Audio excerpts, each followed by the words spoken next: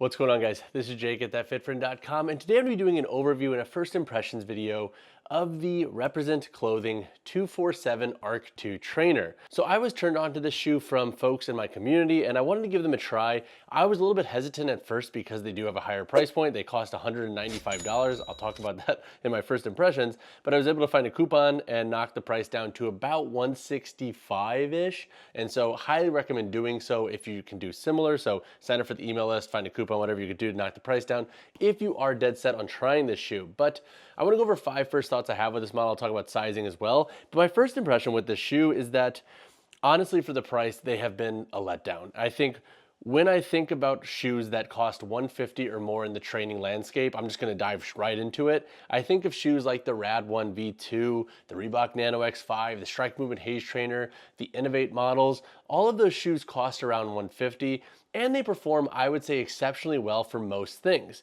My issue with the Arc 2 trainer is that if you're going to cost $195, where is the extra added benefit of the construction, the performance, etc.? So far with this shoe, when it comes to performance, I have a couple of gripes with this model. Number one, I actually find that the outsole is so thick that the shoe can actually be kind of a pain to break in. And then if you don't crank the laces tight during your first few wears, and even when you have broke them in, you start to get a little bit of heel slip in this shoe. And I'm curious if you've experienced something similar if you invest in this shoe, because it was something I picked up on right away.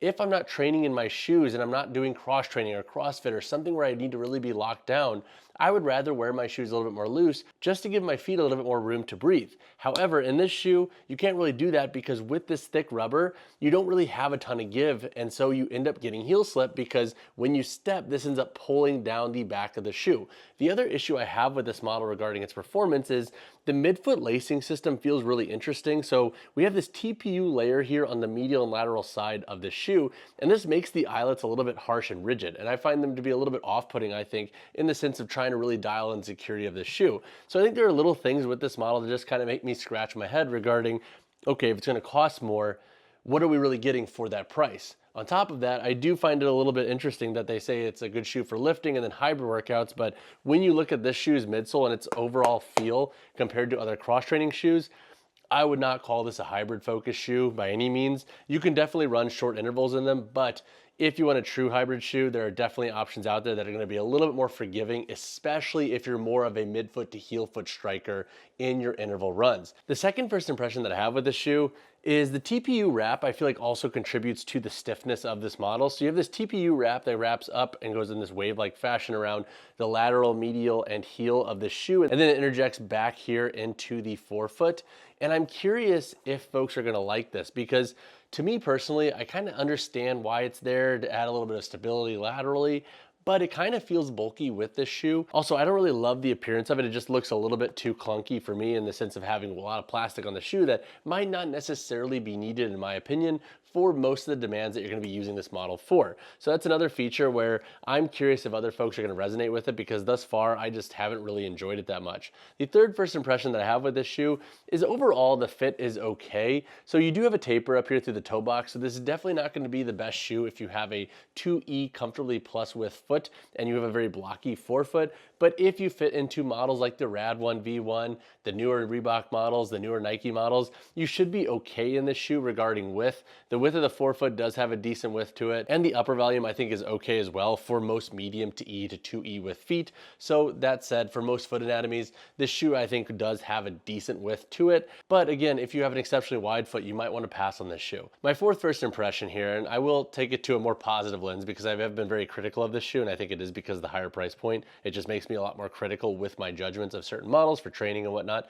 is that the outsole grip is pretty dang good. So I do like the traction in this shoe. It grips pretty damn well. And then when it comes to stability, the shoe also does have a nice stability. And that's why I think it works really great for lifting. And so in the marketing speak, that the lifting component makes a lot of sense, but from a hybrid speak, not so much in my opinion for most lifters and athletes who want that style of shoe, but it does, I think, do a really good job for strength and hypertrophy sessions. And if you're training on turf, rubber gym floors, or machine platforms, I don't think you're gonna have slip in this shoe. So I think that is a perk of this model. And if you are loving the appearance of this shoe and how it looks, and you love the colorways that have launched, and you only plan to use them for strength sessions, hypertrophy sessions in the gym, and maybe some cross training, then I think you will like this shoe at the end of the day regarding the stability and the grip that you get from them. My fifth first impression with this shoe, and this is kind of of one of my nitpicky things with this model is there are two components that I'm a little bit hesitant about. Number one is the heel tab back here, and why is it so high and why is it so pointed?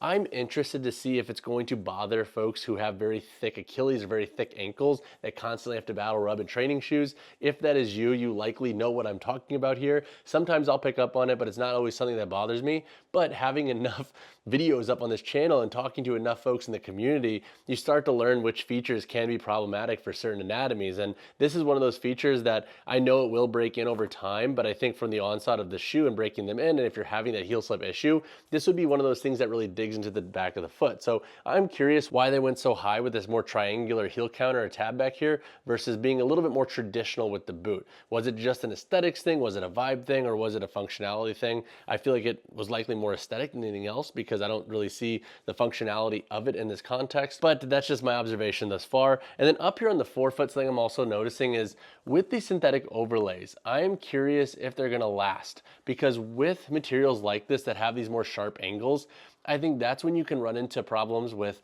one, toe break increasing, eventually pulling this apart. And then also if you're wearing this shoe on a daily wear basis, if this gets damp or if it just has that general wear and tear that you can get from just wearing your shoes out and about, these would definitely be materials that would give me a little bit of pause on this mesh that might start to lip, but time will tell with that. That's something that I don't want to make a claim on right now because obviously we need more people in these shoes with longer durations to see if that's going to be a problem.